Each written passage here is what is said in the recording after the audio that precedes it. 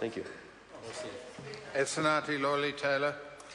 Mr. Speaker, I believe that everyone in this House would agree when I say this country will not be a good place for any of us to live unless we make it a good place for all of us to live.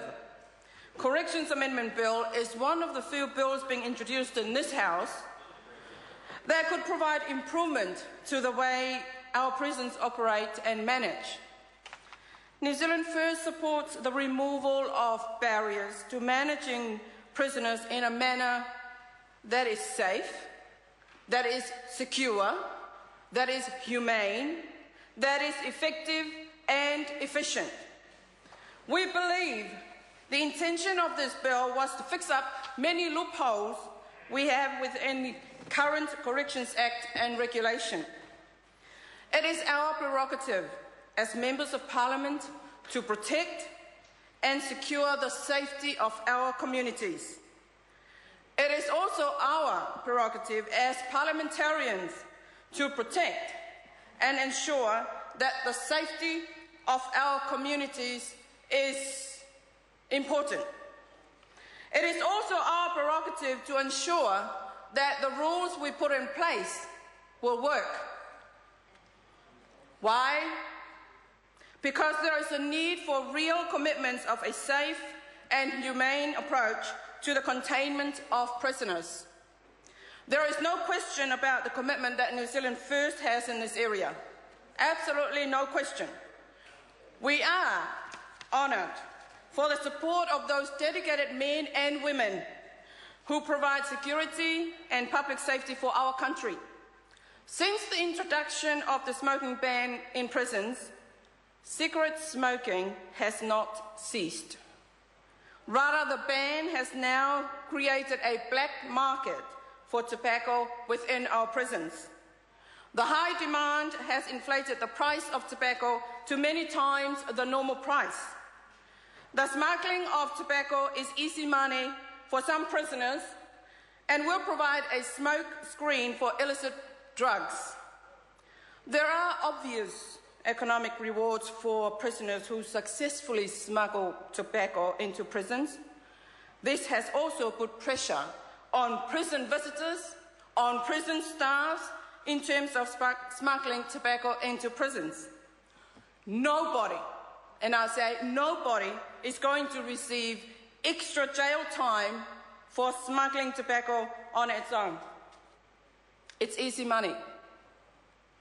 With assaults on correction officers tripling in the last 5 years, we will see a further increase in tobacco-related incidents.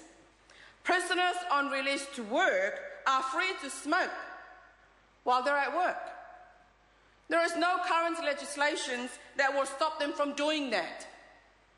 What this government needs to do is work on a comprehensive and ongoing stop smoking education program for all prisoners. After all, it is an unreasonable attempt that comes with unfair implications. Now, I want to talk about private providers and contractors. The policy of using private firms and contractors for the purpose of operating prisons and prison services is one New Zealand First will continue to strongly oppose. The incarceration of prisoners should remain the sole preserve of the state. And in the past year, and if I could say this to Mark Mitchell, Circle has failed our communities, our law enforcement officers and staff on numerous occasions, and one must have been working in an environment to know it. This is an unacceptable reality. It is unacceptable. The government seems to be bemused by it all. The government is bemused by it all and has a slap-on-the-hand approach to multiple compliance failures, including failings on performance targets. Circle paying a fine, no lesson learned approach for escaped prisoners is just not good enough. As for the property claims, New Zealand First supports clear processes in the area of lost, stolen property of prisoners. It has been established that thousands of dollars has been wasted on the processing of such claims. Clear guidelines that will transfer liability to prisoners, making it his or her own responsibility to manage personal property, must be laid down in order to define accountability. This will alleviate the time spent on investigating spurious claims. Currently, the time taken up deters our officers from focusing on primary safety and security in our prisons.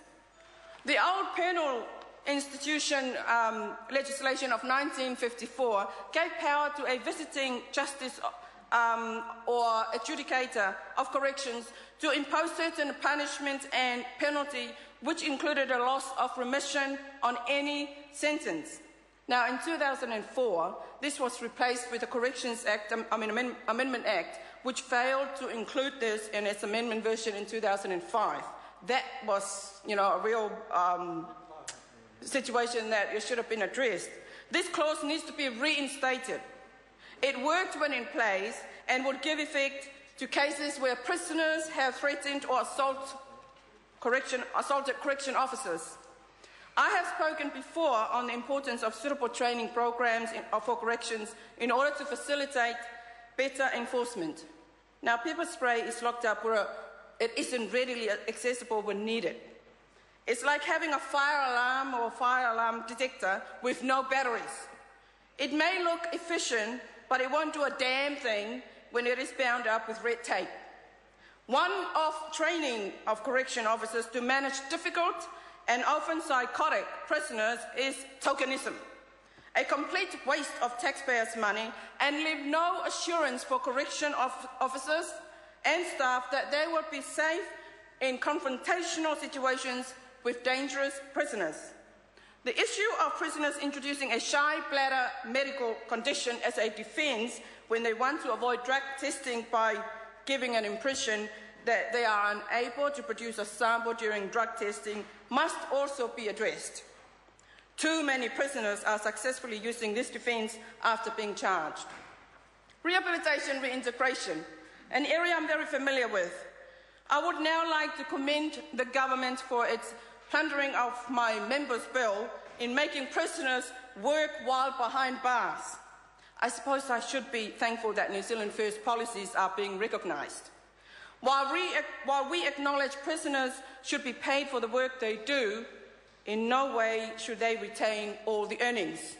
It would be advisable that 1/3 of their earnings go to the victims of their crimes and 1/3 to the state. At the moment, I think they're paying some kind of a board fee when they're working outside and being paid for towards the expenses. But New Zealand believes that they are sensible measures to take. Prisoners would be allowed to keep the remaining 1/3 of their income. This will assist in their reintegration needs and upon their release. Let's come to ethnic groups in prisons. This bill, or the bill's current amendments, do not cater to ethnic groups with a high prison population, that is, Māori and Pacific peoples. There is a need for suitable rehabilitation programs that focus on these groups. We need to make use of trained local community service providers rather than overseas private providers in order to achieve reintegration of prisoners successfully back into the communities. At the same time, assessments should be carried out for these providers as well as the Māori Focus Unit, the Pacific Focus Unit and the Whare Oranga Ake. Important to note, though, that the government or the Department of Correction has been relying on a 10 participants at a time program, which is Sa'ili Matangi for Pacifica prisoners, as the only initiative into improving the rehabilitation of the second highest ethnic group of the prison population.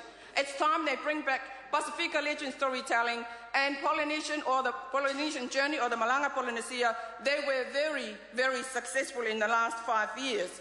And lastly, the staff training. The staff training programs must also include cultural perspective in order for staff to understand and deal to the major ethnic population in our prisons. Mr. Speaker, New Zealand First recognises that this bill will address some loopholes we currently have with the current Corrections Act 2005. However, we have an SOP coming forward because I believe the introduction of smoking ban is unreasonable, plus other areas that I have mentioned earlier, and they need to be reviewed and incorporated into the bill. Thank you, Mr. Speaker. Ian McKelvey. Thank you, Mr.